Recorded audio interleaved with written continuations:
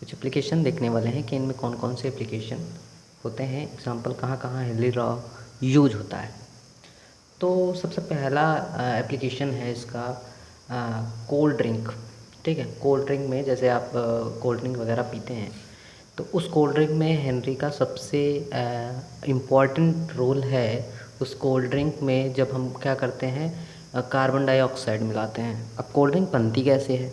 Cold drink बच्चों क्या होता है कि वाटर में पहले सबसे पहले कोल्ड ड्रिंक घोली जाती, सॉरी, वाटर में सबसे पहले CO2 घोला जाता है।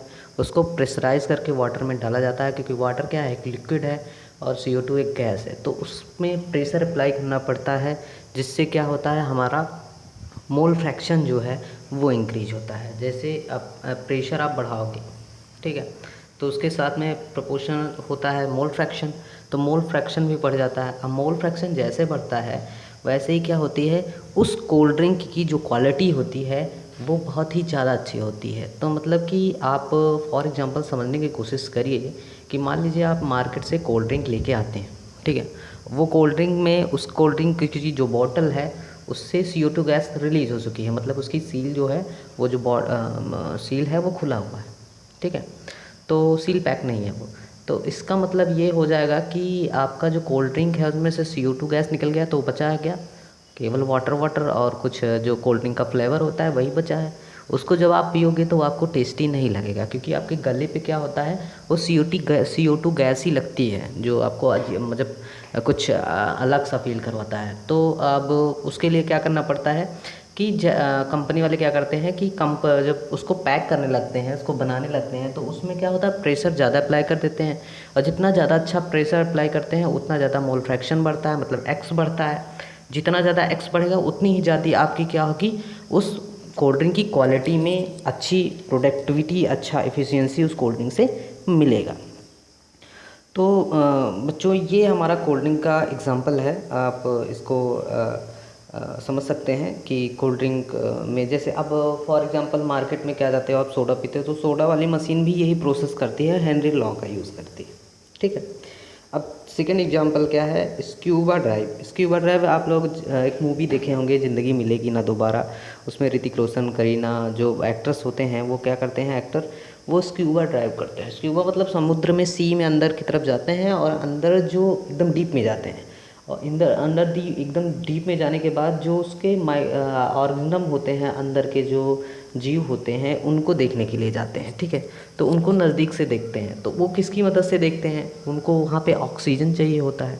हाँ, ऑक्सीजन चाहिए होता है, बट जो ऑक्सीजन सिलेंडर होता है उसमें ऑक्सीजन के साथ कुछ और गैसें मिली होती हैं, जैसे नाइट्रोजन होती है और क्या होता है, और हीलियम गैस होती है। 11% हीलियम होती है, बाकी नाइट्रोजन होती है, और 22% क्या होती है, ऑक्सीजन गैस होती है। उसमें केवल हमको 22% गैस ही ऑक्सीजन का हम लोग यूज़ करते हैं। तो बच्चों अब ऑक्सीजन का तो हमें समझ में आया कि ऑक्सीजन क्या करता है, कि कैसे ऑक्सीजन जो है हमारे बॉडी के लिए इम्पॉर्टेंट है, बट नाइट्रोजन और हीलियम का क्या वर्क है इसके बारे में समझते हैं। तो बच्चों क्या होता है कि जैसे हम यहाँ पे अभी जो एकदम सरफेस पे, अर्थ सरफेस पे हैं, तो हमारे ऊपर जो प्रेशर लग रहा है, एटमॉस्फेरिक प्रेशर जो लग रहा है वो 1 ATM का लग रहा है।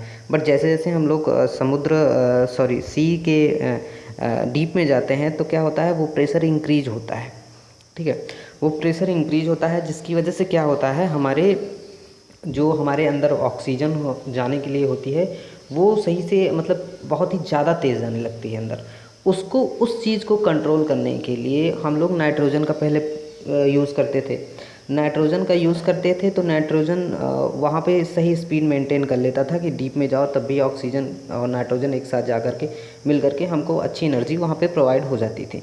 बट अगर हम वहाँ पे नाइट्रोजन एक जगह फेल क्यों हो गया, नाइट्रोजन इस वजह से फेल हो गया क्योंकि जब हम डीप से सीधा आते हैं सरफेस पे आते हैं वाटर के, तो वहाँ पे क्या होता है, आपको बहुत ज़्यादा थकान हो जाती है। और थकान होने की वजह से आप बहुत ज़्यादा हेडेक भी हो जाता है, किसी किसी को चक्कर भी आने लगता है।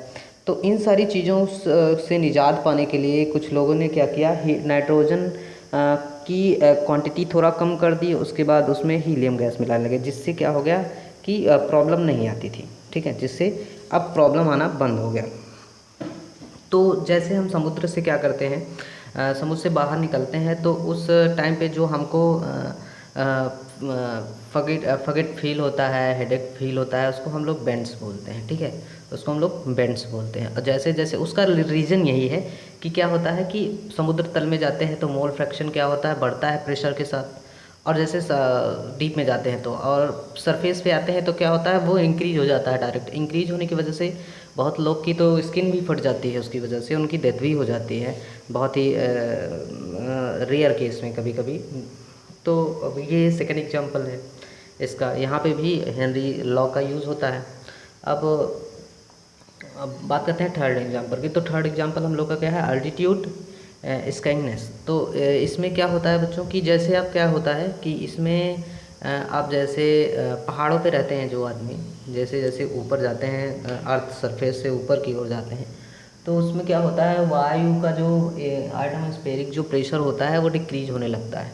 डिक्रीज होने की वजह से जो ऑक्सीजन है वो सही से हमारी बॉडी में क्या होता है, ब्लड में मिल नहीं पाती है, जिसकी वजह से हमको हेडेक होने लगता है। और हेडेक, थकान, ब्रीदिंग इंक्रीज हो जाती है, हमारी सांस बढ़ जाती है। इसीलिए क्या होता है, जैसे आप यात्रा वात्रा करने जाओ, वैष्णो देवी है, मतलब माउंटेन जो माउंट पे हैं, जो मंदिर जो ऊपर हैं, पहाड़ों पे हैं, उन पे जाने के लिए आपको पहले आपका मेडिकल चेकअप होता है, उसके बाद आपको जाने दिया जाता है, क्योंकि वहाँ पे ब्रीदिंग जो है बढ़ जाती है। अगर हार्ट कोई पेशेंट होगा तो उसको वहाँ पे हार्ट अटैक आ सकता है, वहाँ पे उसको मतलब उसकी डेथ हो सकती है। तो इस वजह से नहीं भेजा जाता। मान लीजिए आप जाते भी हैं तो आपसे एक पेपर पे साइन करा लिया जाता है कि वहाँ की जो ट्रस्ट की वो है, पॉलिसी है, वो कहते हैं कि अगर किसी की डेथ होगी तो हमारी कोई ज़िम्मेदारी नहीं है। तो इस वजह से क्या होता है कि हमको वहाँ पे प्रेशरिंग डिक्रीज हो जाता है।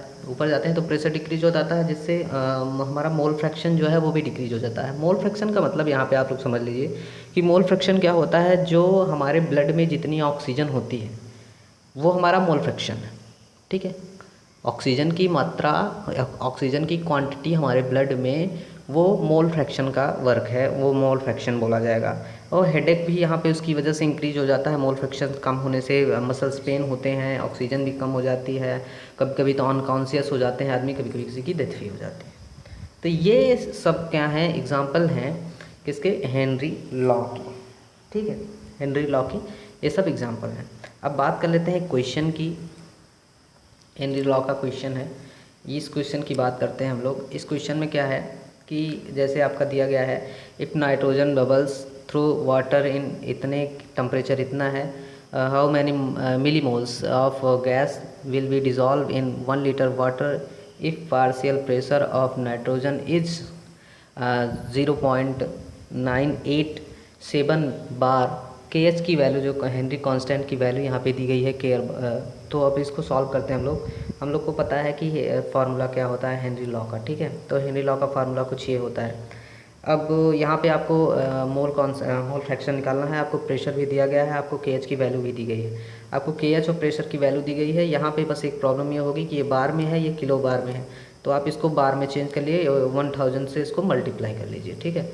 1000 से आप मल्टीप्लाई कर लेंगे तो जो किलो बार में है ये बार में चेंज हो जाएगा आपका, ठीक, आपका ये बार में चेंज हो जाएगा। तो बार में चेंज होने के बाद आपको क्या करना है, नॉर्मली आपको मोल फ्रैक्शन की वैल्यू आ गई, मोल फ्रैक्शन की वैल्यू आप डिफाइन कर चुके हैं। अब आपको क्या निकालना है, number of nitrogen, number of या फिर मोल फ्रैक्शन ऑफ नाइट्रोजन निकालना है। तो मोल फ्रैक्शन ऑफ नाइट्रोजन निकालने के लिए क्या करना पड़ेगा आपको, इसमें आपको नंबर ऑफ़ नाइट्रोजन चाहिए और सोल्यूशन का नंबर चाहिए, ठीक है। तो उसके लिए क्या करना पड़ेगा, आपको वाटर का सोल्यूशन निकालना पड़ेगा, मतलब पूरे सोल्यूशन का आपको नंबर निकालना पड़ेगा। तो उसके लिए क्या करोगे, 1000 इंटू डिवाइडेड बाई 18 कर लोगे। 18 इसलिए कर रहे हो क्योंकि ये एक आइटम, वाटर के आइटम का मोलर मास होता है, वो निकालने के लिए मैंने फार्मूला दिया हुआ है।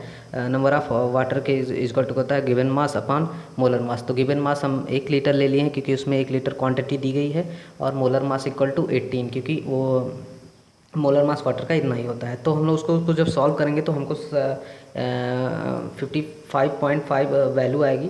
उसको नॉर्मली इस फार्मूले पे हम लोग पुट कर लेंगे तो हमको NH की हाइड्रोजन की वाटर की हमको आंसर मिल जाएगा। यही हमारा क्या हो जाएगा, फाइनल आंसर हो जाएगा। तो थैंक यू बच्चों, आज के लिए इतना ही।